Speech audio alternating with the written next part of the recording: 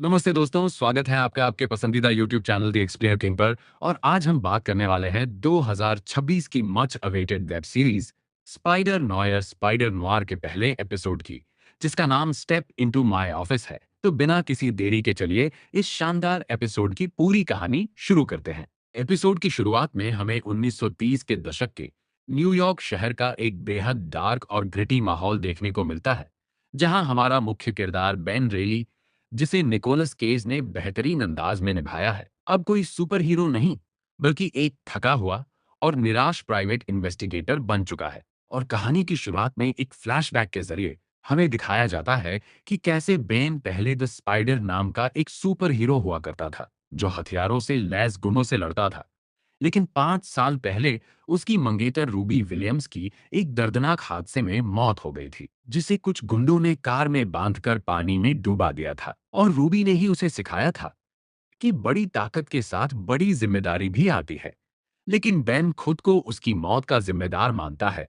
और इस भारी सदमे की वजह से उसने अपना स्पाइडर सूट हमेशा के लिए छोड़ दिया है। अब वर्तमान में बेन अपनी सेक्रेटरी और असिस्टेंट जेनेट रुइस के साथ मिलकर छोटे मोटे प्राइवेट डिटेक्टिव के काम करता है, और अपनी सुपर पावर्स जैसे स्पाइडर सेंस को दुनिया से छिपा कर रखता है। लेकिन शहर में जुर्म का बोलबाला है, और सिल्वर मेन नाम का एक बेहद खतरनाक, बेरहम और खूंखार आयरिश माफिया बॉस पूरे न्यूयॉर्क पर राज कर रहा है, जिसके गुंडे पूरे शहर में फैले हुए हैं। इसी बीच बेन को जिमी एडिसन नाम के एक रहस्यमयी आदमी को ढूंढने का काम मिलता है।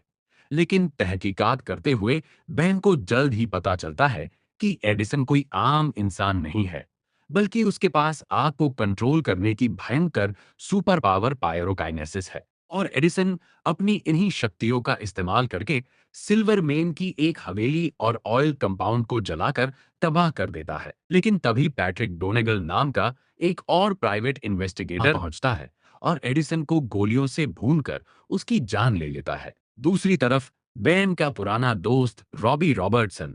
जो एक निडर और सच्चा पत्रकार है, अपने अखबारों के जरिए शहर के खराब हालात और सिल्वर मेम के खौफनाक आतंक के बारे में बेखौफ होकर छापता रहता है। और वह अपनी खबरों में इशारों इशारों में बेन को यह याद दिलाने की कोशिश करता है कि शहर को आज भी वापस द स्पाइडर की सख्त जरूरत है। कहानी में एक नया और दिलचस्प मोड़ तब आता है जब बेन के ऑफिस में कैट हार्डी नाम की एक बेहद खूबसूरत, आकर्षक और रहस्यमयी नाइट क्लब सिंगर आती है, और उसे अपने लापता बॉडीगार्ड और प्रेमी फ्लिंट मार्को, जिसके पास रेत को कंट्रोल करने की जादुई ताकत है और जिसे हम सैंडमैन के नाम से भी जानते हैं, को ढूंढने का काम सौंपती है। हालांकि बेन का स्पाइडर सेंस उसे लगातार कैट से दूर रहने और इस मामले में न पड़ने की चेतावनी देता है, लेकिन फिर भी वह इस अजीब केस को ले लेता है और कैट का पीछा करते हुए एक आलीशान होटल में पहुंचता है, जहां वह छुप कर देखता है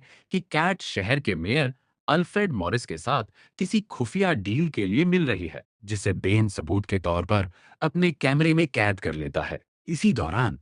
बेन अपनी तहकीकात को आगे बढ़ाते हुए मुर्दा घर जाता है, और वहां जिमी एडिसन की लाश देखकर हैरान रह जाता है, क्योंकि उसकी लाश पर आग से जलने का कोई निशान नहीं होता, सिर्फ गोलियों के गहरे घाव होते हैं, जो ये साबित करता है कि शहर में और भी सुपर पावर्स वाले लोग सक्रिय हैं। इसके बाद कहानी अपने सबसे खौफनाक और रोंगटे खड़े कर देने वाले हिस्से की तरफ बढ़ती है, जब सिल्वरमैन के खूंखार गुंडे पैट्रिक डोनेगल को पकड़ लेते हैं, और सिल्वरमैन खुद उससे पूछताछ करने के लिए वहां आता है,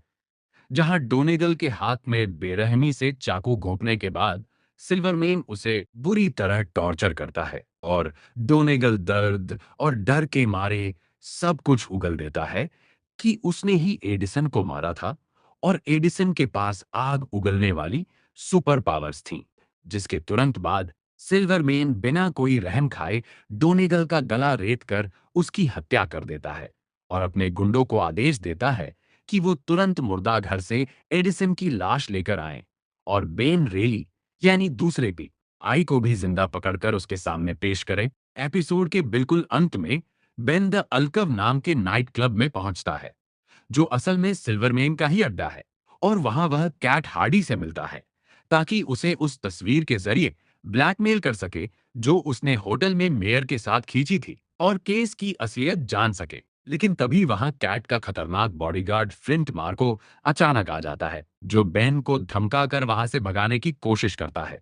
और यहीं पर यह पहला एपिसोड एक बेहद सस्पेंसफुल और रोमांचक मोड़ पर खत्म हो जाता है, जहां बेन को यह पूरी तरह से एहसास हो जाता है कि कैट, फ्लिंट, एडिसन और माफिया बॉस सिल्वरमेन के बीच एक बहुत गहरी, उलझी हुई और खतरनाक साजिश चल रही है। और ये शानदार अंत साफ तौर पर दर्शकों को ये इशारा करता है कि बेन अब इस जुर्म के दलदल में इतना फंस चुका है कि उसे न चाहते हुए भी इस माफिया राज का खात्मा करने, बेगुनाहों की जान बचाने और खुद को सुरक्षित रखने के लिए अपने पुराने सुपर हीरो अवतार द स्पाइडर में वापस लौटना ही पड़ेगा। तो अगर आपको यह डिटेल एक्सप्लेनेशन पसंद आया हो तो इस वीडियो को लाइक करें, अपने दोस्तों के साथ शेयर करें, और अगले रोमांचक एपिसोड 2 की फुल डिटेल्ड एक्सप्लेनेशन के लिए द एक्सप्लेनर किंग चैनल को अभी सब्सक्राइब करें और बेल आइकन दबाना बिल्कुल ना भूलें, ताकि आपसे कोई भी अपडेट मिस ना हो।